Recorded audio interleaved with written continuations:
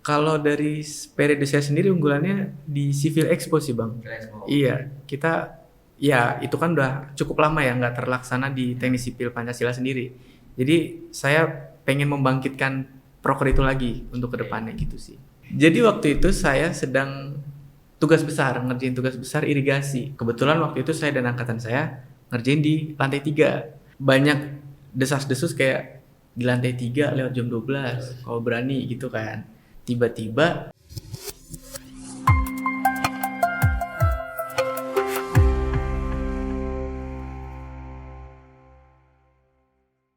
Halo kawan-kawan di Kasila, kembali lagi di podcast kita, tentunya masih dengan saya Gersi Fairol di Letera Alumni. Oke, kali ini di episode ketiga kita ini kita kedatangan tamu lah. Tamu dia merupakan sosok merupakan presiden kalau kita bilang saat ini. Presidennya di Fakultas Teknik Sipil Universitas Pancasila, bukan lain dia adalah Daniel sebagai ketua himpunan. iya, Periode 2024-2025. Oke, periode 2024-2025. Oke, pemilihan baru tahun berapa? Baru aja atau Baru sih Bang. baru? Di- Nanti teman-teman kita akan lebih mengenal bagaimana program-program dari himpunan mahasiswa sipilnya seperti apa. Mungkin nanti ada yang bisa di-sharingkan juga biar baik itu adik-adik kita ataupun masyarakat umum yang ingin tahu mengenai himpunan mahasiswa sipil seperti apa. Seperti itu. Panggilannya Pak Daniel atau ada yang lain? Daniel aja. Daniel aja. Iya. Oh, Daniel. Oke, Daniel. Masih single kan Daniel? Iya Oh, sih. aman. Oke, berarti ini masih enak kita ngobrol ya. Iya. Oke. Untuk strukturnya sendiri gimana Daniel di HMS? Kalau di periode saya sendiri sih Bang, itu tuh ada struktur umum sama inti. Nah, Kalau umum yang apa? umum itu terdiri dari ketuanya sendiri, wakil ketua, terus sekretaris umum, sama bendahara umum gitu. Kalau untuk intinya itu ada 4 bidang kalau di periode saya. Yang bidang pertama itu akademik, bidang kedua minat dan bakat, bidang ketiga itu gerakan aktif mahasiswa, terus yang bidang terakhir itu humas, inventaris, dan sponsorship. Oke. Gitu. Ini memang dari dulu sudah terbentuk seperti ini, ada umum kemudian ada intinya, atau baru saja ini dibentuk seperti itu polanya? Dari dulu sudah seperti itu, cuman kalau di periode saya itu lebih diperpadat aja. Saya sebelumnya tuh ada 5 bidang. Di bidang 4 sama 5 dipisah. Jadi bidang 4-nya itu humas, inventaris. Nah, bidang 5-nya baru sponsorship dan kewirausahaan. Oke, kalau gitu kita bisa tahu ya, bisa sharing tentang program yang tadi sudah dibentuk ya, Iya. baru dibentuk, Baru dibentuk. tapi belum berjalan. Belum, lagi Oke, proses. lagi proses ya Iya. di sana ya. Oke, misalnya tadi satu bidang dan satu akademik ya. Iya, akademik. Nah, kalau akademik itu lebih seputar apa isinya? Akademik itu seperti namanya akademik, jadi dia lebih fokus untuk di bidang akademik sendiri. Si mahasiswanya dia menaungi kayak komunitas akademik, komunitas jembatan, beton gitu-gitu. Terus ada juga divisi kaderisasi dipindah ke akademik. Jadi kaderisasi termasuk iya, dalam bidang. iya, biar dia lebih fokus ke akademiknya di si kaderisasinya sendiri untuk mahasiswanya. Ada juga divisi pendidikan. Divisi pendidikan tuh menaungi kayak seumpama ada yang mau ikut lomba atau ikut seminar itu dinaungi oleh divisi pendidikan itu. Pendidikan. Iya. Tetap di pendidikan. Iya. Oh, jadi ada dua. Di akademik itu berarti ada kebagi dua lagi. Tiga. Iya. Ada apa saja tadi? Akademik. Divisi Berarti akademik itu pendidikan. ada Di pendidikan, komunitas, sama kaderisasi. kaderisasi. Iya. Oh, sekarang seperti itu ya. Karena dulu kita kalau berbicara akademik itu udah. Misalnya gini, kalau kita bicara tadi pendidikan ya, anggap aja lah saya nih mahasiswa akhir. Nah, mahasiswa akhir ini kan biasa kan punya problem-problem, misalnya dia harus mengejar skripsinya atau mungkin ada yang ketinggalan dari segi apakah atau masalah kita berbicara masalah finansial. Misalnya dia masih ada hambatan di budget Bayar. Nah, Iya. apakah itu menjadi salah satu kewajiban atau tugas dari bagian akademik di pendidikan? Untuk itu juga dinaungi oleh pendidikan Bang. Jadi kalau di teknik sipil sendiri kan dia ada kebijakan kalau dari prodi dan fakultas tuh namanya pecah bil. Oh, Nah, canggih. itu dibantu sama si divisi pendidikan itu. Untuk proses gimana caranya itu dibantu dari divisi pendidikannya. Itu jadi Gitu, Bang. teman-teman ya, teman-teman Pancasila. Jadi kalau kalian yang suka apa nih kuliah di sipil Pancasila, ada namanya bagian pendidikan di bagian akademik yang bisa membantu proses misalnya ada masalah-masalah tagihan, pembayaran kuliahnya akan dibantu diurus oleh bagian akademik yang di bawah naungannya pendidikan. Iya. Seperti itu ya. Kemudian ada juga dua yaitu apa tadi kita Komunitas. kaderisasi dan Komunitas, Kalau iya. komunitas lebih isinya ke Kalau komunitas tuh mewadahi mahasiswa yang hobi untuk contoh tertarik ke jembatan, ke beton. Nah, di situ tuh di divisi komunitas itu dinaunginnya. Nanti ada kegiatan kayak 2 minggu sekali latihan, mulai merancang jembatan kayak gimana, mix desain dihitungnya kayak gimana, ntar di situ latihannya. baik. Jadi ini menarik lah. Jadi teman-teman yang punya hobi ya, hobi misalnya yang di mahasiswa yang lebih tertarik, saya suka struktur jembatan atau saya suka adonan-adonan yang berbau sama beton, saya akan masuk nih di komunitas itu. Jadi artinya komunitas yang ada di bagian dari akademik itu menghimpun mereka-mereka yang punya hobi. Karena biasa kalau kita berdatang dari hobi akan menjadi semangat itu ya. Betul. Jadi dia tidak perlu dipaksa nih dia harus ikutin. Nah, jadi dengan sendirinya itu juga nanti kedepannya lebih enak. Kemudian itu yang berhubungan sama komunitas. Kalau yang terakhir kaderisasi. Nah, kalau yang kaderisasi itu menaungi mahasiswa-mahasiswa yang baru masuk ke teknik sipil, kayak kehidupan di kampusnya, terus kedepannya mereka gimana, itu dinaungi sama kaderisasi. Sistem kayak PKMT. apa tuh kan? PKMT itu pelatihan kepemimpinan teknik. Oh, kalau dulu kita bilang LDK. LDK, iya kalau dulu LDK, sekarang diganti ke PKMT. Oh, tapi pada dasarnya sama sih untuk tujuan gitu-gitunya. Nah, itu kalau di kaderisasi hanya seperti itu kaderisasi. Iya sih seperti itu. Jadi ceritanya, jadi untuk kaderisasi lebih untuk menghimpun bibit-bibit ya yang nantinya bisa arahnya ke organisasi, baik itu di skala fakultas atau universitas ya. Jadi dipersiapkan ke arah sana. Nah, ini kalau kita tadi berbicara mengenai bidang 1 akademik. Kalau bidang 2? Kalau bidang 2 sendiri tuh minat dan bakat, dan divisinya tuh ada divisi PSDM, pengembangan sumber daya manusia, sama divisi komunitas. Tapi bedanya kalau yang bidang 1 kan komunitasnya soal akademik. Yang di bidang 2 tuh pure minat dan bakat komunitasnya itu. Oh, oke. Kalau tadi PSM ya? PSDM. Oh, PSDM. Panjangannya? Pengembangan sumber daya manusia. Oh, pengembangan sumber daya manusia. Iya. Nah, itu lebih ke apa? Lebih ke kayak mencari apa ya? Minat-minat si mahasiswanya sih, Bang. Nah, kemudian bedanya dia dengan komunitas? Komunitas itu wadah untuk si orang-orangnya. Dia wadah untuk menampung yang hobi atau minatnya, minat dan bakatnya. Sedangkan ini si PSDM-nya itu kayak yang narik. Kalau di PSDM kan sendiri tuh menaungi ada beberapa proker. Soalnya kalau komunitas tuh di divisi komunitas dia semacam kegiatan. Untuk kegiatan. Nah, untuk beberapa proker di bidang 2 tuh dinaungi oleh PSDM. Gitu. Jadi kalau kita bisa bilang ini database-nya, PSDM itu dia bagian diananya dikumpulin nih buat di database-nya. Iya, bisa gitu. Nah, nanti penggeraknya itu ada di bagian komunitasnya sebagai wadahnya. Kemudian ketiga ada bidang 3 gerakan aktif mahasiswa, Bang. Nah, ini seru nih. Ini perlu pasti banyak yang pengen tahu nih. Jangan cuma jadi ini aja nih, namanya aja tapi nggak ada pergerakan seperti itu. Iya, Pak. Apa nih? Dia terbagi atas 3 divisi kalau di bidang 3, yaitu divisi aksi sosial, divisi suara mahasiswa, Aksi sosial, suara mahasiswa, dan divisi kajian. Berat banget namanya nih. Wah, saya dulu nggak ada kayak gitu, kalau di situ kampus semua pasti. Iya, pertama aksi sosial apa nih?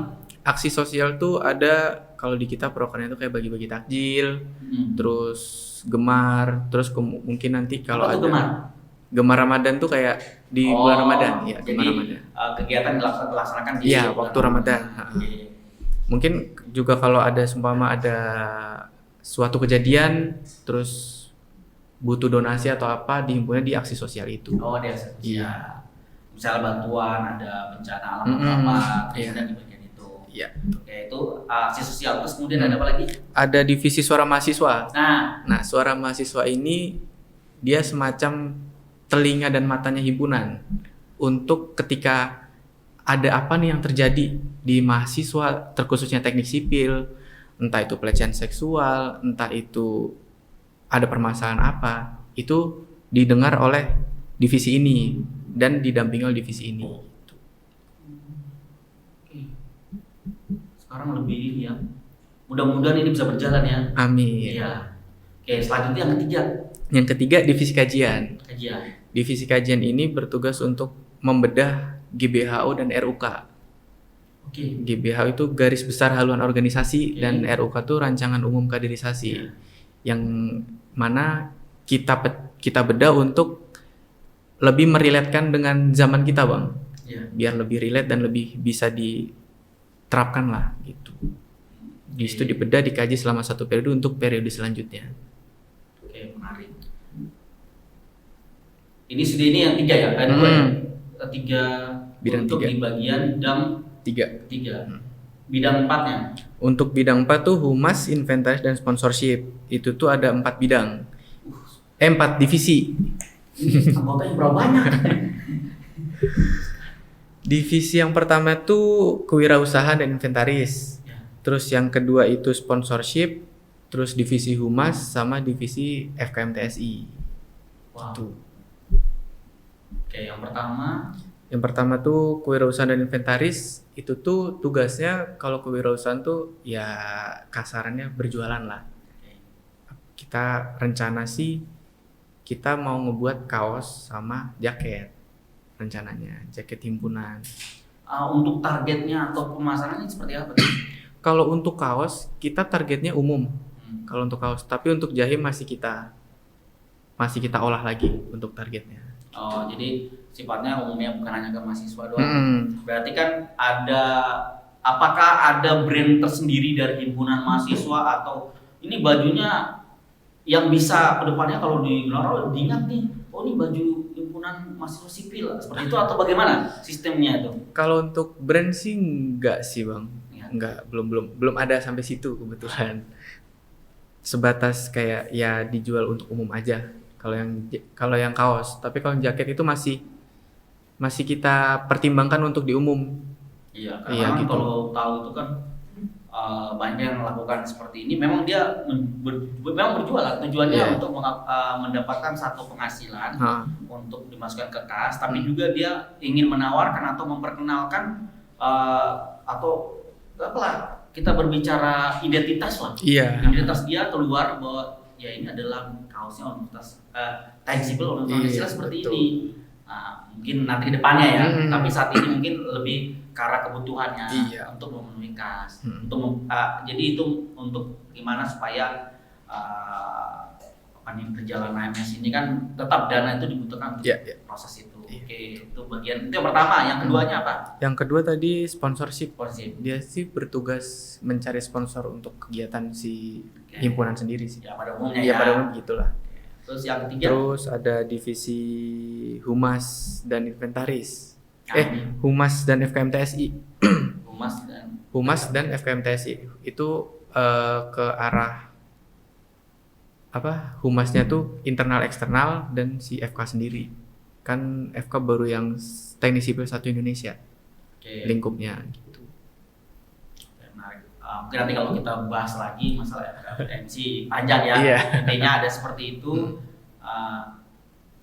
Kalau boleh tahu nih sedikit sharing, walaupun belum berjalan ya mungkin ada inilah bisikan-bisikan sedikit rencananya nih.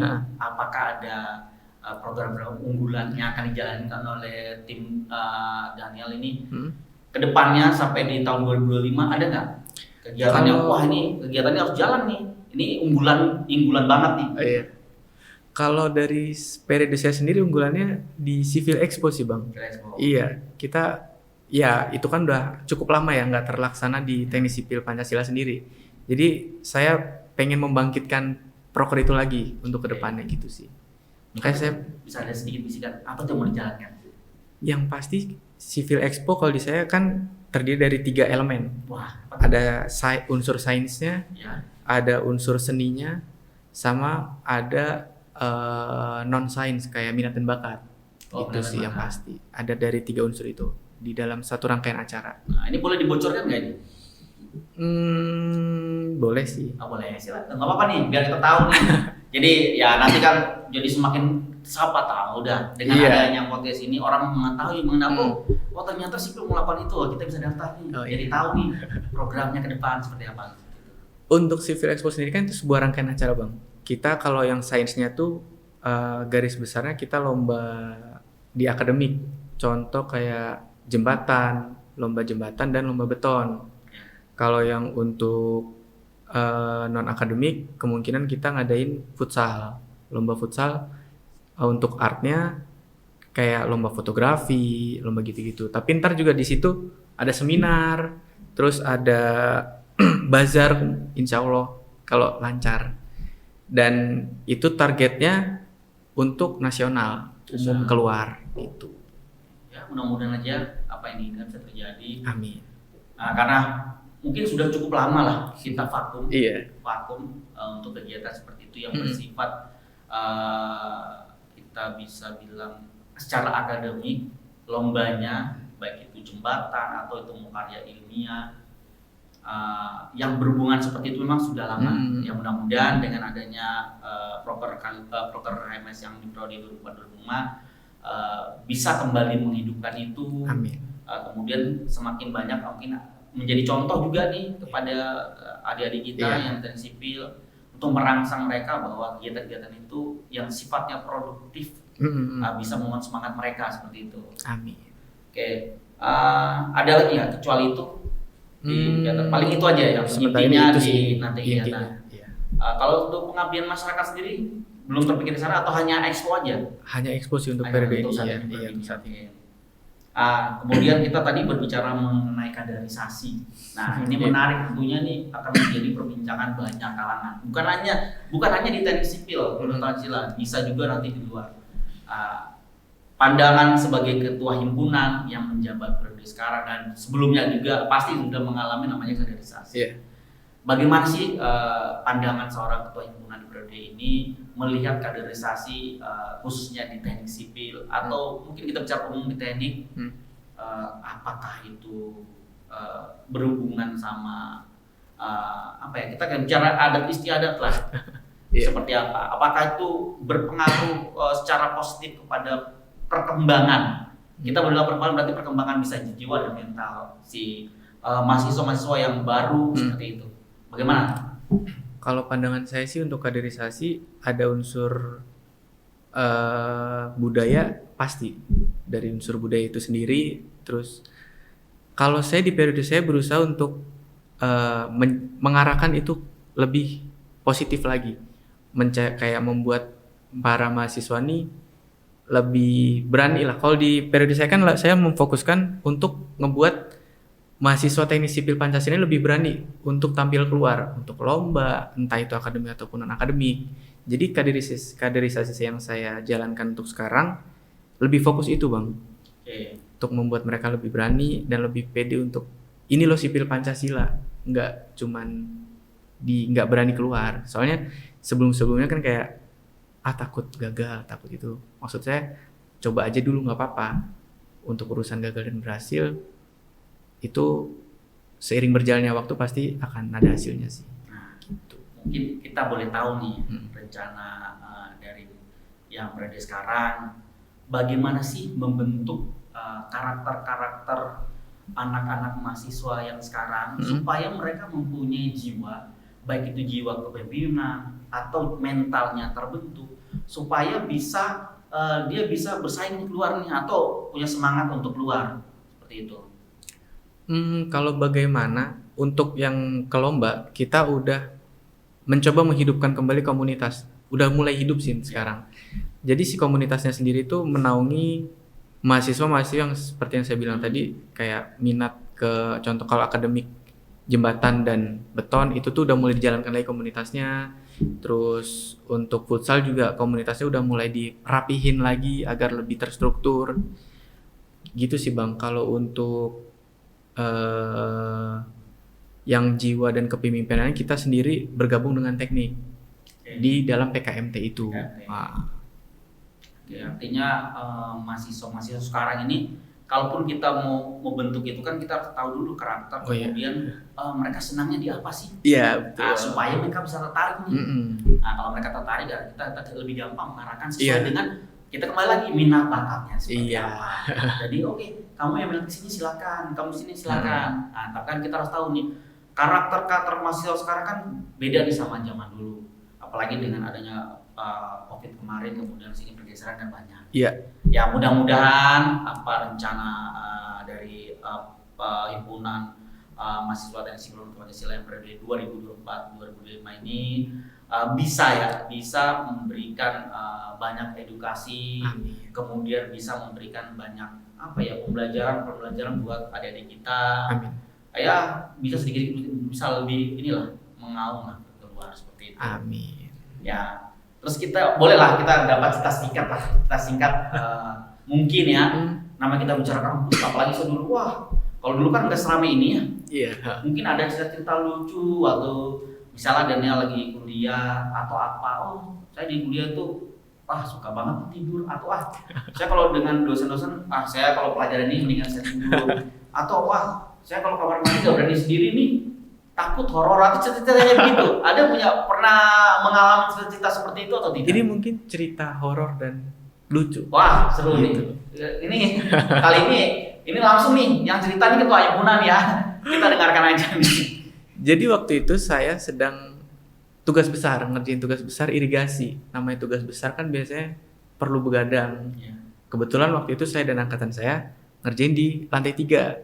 Nah, semenjak saya botak, saya maba, itu tuh banyak desas-desus kayak di lantai 3 lewat jam 12, kalau berani gitu kan. Waktu itu saya udah tahun kedua mulai ngerjain bareng teman-teman sebenarnya. Di teknik kan ada 2 sisi ya, di sisi teknik sipil sama seberangnya. Kebetulan saya dan beberapa teman saya di sisi teknik sipil lagi ngerjain gambar tuh. Tiba-tiba ada botol kelempar dari arah tangga. Kalau di ujung toilet kan ada tuh tangga, botol dari situ lompat. Panik kan? Panik. Pakai pedas teman-teman ya. Panik tuh, kita udah panik. Tapi sekali tuh kita masih lanjut ya udahlah lanjut ngerjain. Udah lewat jam 12 ada lagi ternyata lempar lagi. Akhirnya kita bareng-bareng pergi dari situ kan ke teman-teman yang sisi satunya. Udahlah cabut gitu, jangan di sinilah digangguin gitu. Mereka tetap ke saya yang saya kira kan hantu ya, jadi saya cabut lah, nggak mau aneh-aneh kan. Saya pergi, nggak lama, cukup lama sih. Setelah selesai itu bus irigasi, saya baru tahu ternyata itu teman-teman saya. Ya, jadi tadi bukan hantu tapi dikerjain sama teman sendiri. Jadi ini ceritanya lucu ya teman-teman. Ini bukan podcast horor. Cuma ini mengenai kejadian lucu yang pernah dialami. Jadi teman mengerjain teman sendiri. Di saat lagi ngerjain tugas besar itu biasa terjadi ya. Mungkin teman-teman alumni atau alumni sipil atau teman-teman yang lain sudah pernah rasain ini cerita nyata. Orangnya masih ada. Horor tapi lucu karena dikerjain sama teman sendiri. Jadi bukan horor pure horor ya teman-teman. Oke, makasih buat cerita. Buat pengunjung di podcast kita, intinya kita terima kasih buat Daniel dan juga tim. Mudah-mudahan ke depan rencananya program kerjanya yang akan direncanakan dapat implementasikan dengan sesuai dengan keinginan, sesuai dengan kalian, dan mudah-mudahan juga ini bisa menjadi hubungan erat nanti sama Ikasila.